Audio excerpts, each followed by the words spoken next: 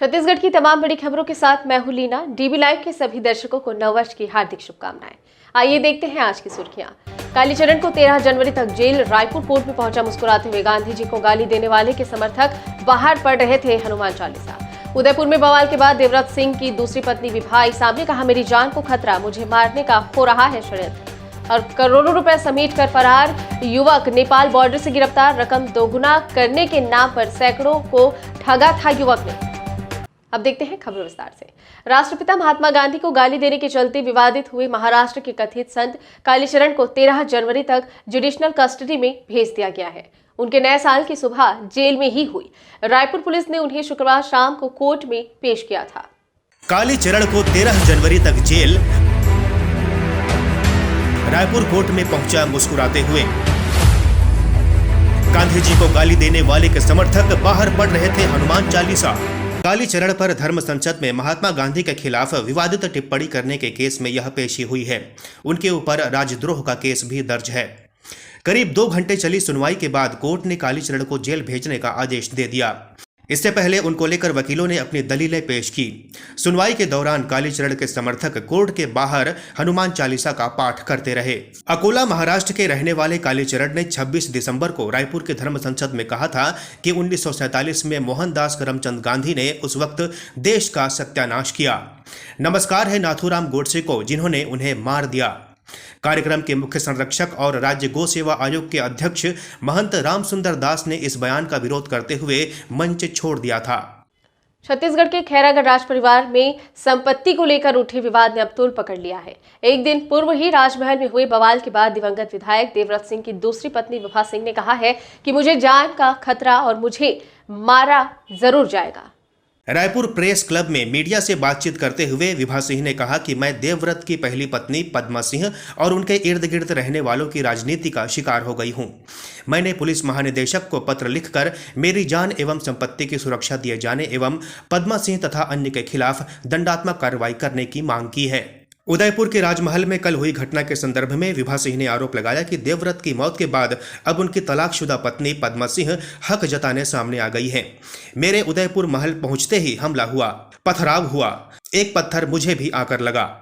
वो सिर्फ ड्रामा के लिए मुझे वहाँ पे बुलाया गया और वहाँ पे भी मुझे बुरी तरीके से पता ही चला होगा आप लोगों को कि मेरी गाड़ी बाहर खड़ी है, मेरे वकील साहब की गाड़ी बाहर खड़ी है, जिसको पूरी तरीके से तोड़ दिया गया है। मेरी गाड़ी को तोड़ दिया गया, पत्थरों से मारा गया, मुझे पत्थर लगा भी। वो सिक्योरिटी तो बहुत थी प्रशासन की, लेकिन एक पत्थर मुझे लगा भी। मुझे बहुत मुश्किल से बचाया गया, मेरी जान जा सकती थी। तो ये जो हमारे हस्बैंड की एक्स वाइफ है पद्मा देवी, जो कि बहुत प्लान तरीके से आई हैं और वो उस घर में रहना चाह रही हैं। उनको पॉलिटिक्स करना है और वो मुझे निकालना चाहिए। वो अपने विंडो से बार बार मेरे ऊपर हमला करवा रही है, बार बार करवा रही है और मैं रोज ये रिक्वेस्ट करती हूँ सबसे कि मुझे बचाया जाए, मुझे बचाया जाए, लेकिन शायद मुझे लगता मैं बच नहीं पाऊंगी, क्योंकि मैं अपनी वो कोशिश नहीं छोड़ूंगी जो मुझे मेरी मांग है कि उनके पोस्टमार्टम ना होने का और उनके संदिग्ध मौत की जांच की जाए। विभा सिंह ने अपने पति देवव्रत सिंह की मौत पर भी संदेह जताया है। उन्होंने कहा कि शव का पोस्टमार्टम कराया जाना चाहिए था। यदि पोस्टमार्टम हुआ होता तो सच सामने आ जाता। विभा सिंह ने सवाल उठाया कि पद्मा सिंह जब 11 करोड़ लेकर देवव्रत सिंह से तलाक ले चुकी थी तो अब किस हैसियत से खैरागढ़ आई है। उल्टे षड्यंत्र पूर्वक मुझे पैलेस में रहने से वंचित किया जा रहा है। गौरतलब है कि कुछ दिनों पूर्व ही स्वर्गीय देवव्रत सिंह के दोनों बच्चों ने मीडिया के समक्ष बयान देते हुए अपनी सौतेली मां यानी विभा सिंह के ऊपर प्रताड़ना का आरोप लगाते हुए पुलिस और खैरागढ़ की जनता से सहयोग की अपील की थी। इसके बाद कल समझौते का प्रयास हुआ, मगर उल्टे पूरे गांव में तनाव व्याप्त हो गया। अब इस मामले में देवव्रत सिंह की दूसरी पत्नी ने सामने आकर खुद की जान को खतरा बताया है। महीने भर में रकम दोगुना करने का झांसा देकर अंबिकापुर के सैकड़ों लोगों से करोड़ों रुपए की ठगी करने वाले युवक को पुलिस ने नेपाल बॉर्डर से गिरफ्तार कर लिया है। पीड़ित लोगों की शिकायत पर सरगुजा एसपी ने टीम बनाकर फरार युवक की खोजबीन में लगाया था।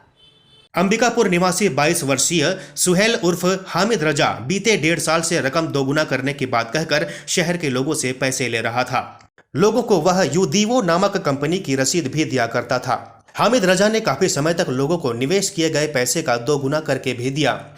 इससे लोगों को उस पर भरोसा होने लगा और वे अपनी गाढ़ी कमाई उसके पास जमा करने लगे। आरोपी ने सैकड़ों लोगों से करोड़ों रुपए की ठगी कर ली और फरार हो गया, जिसके बाद पीड़ित लोगों की शिकायत पर पुलिस अधीक्षक ने उक्त युवक को पकड़ने के लिए विशेष टीम का गठन किया और आखिरकार पुलिस ने इस युवक को नेपाल बॉर्डर से गिरफ्तार करने में सफलता हासिल कर ली। इस बीच पीड़ित लोगों से मिलने के लिए आज शाम इलाके के विधायक और प्रदेश के स्वास्थ्य मंत्री टीएस सिंहदेव श्रम कल्याण मंडल के अध्यक्ष मोहम्मद शफी के साथ पहुंचे।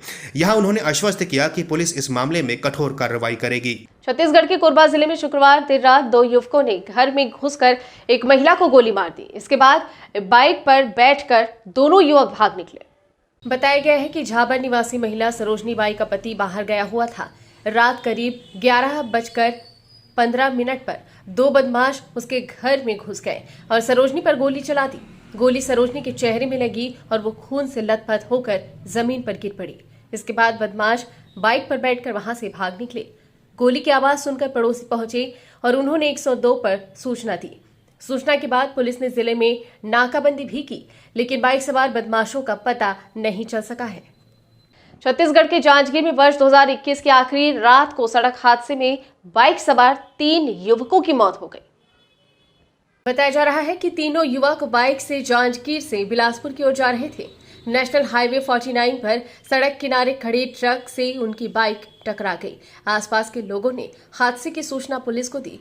इसके बाद डायल 112 की टीम मौके पर पहुंची। पुलिस ने उनके शवों को जांजगीर जिला अस्पताल की मर्चुरी में रखवा दिया है। इस बुलेटिन में फिलहाल इतना ही। बने रहिए डीबी लाइव के साथ। नमस्कार।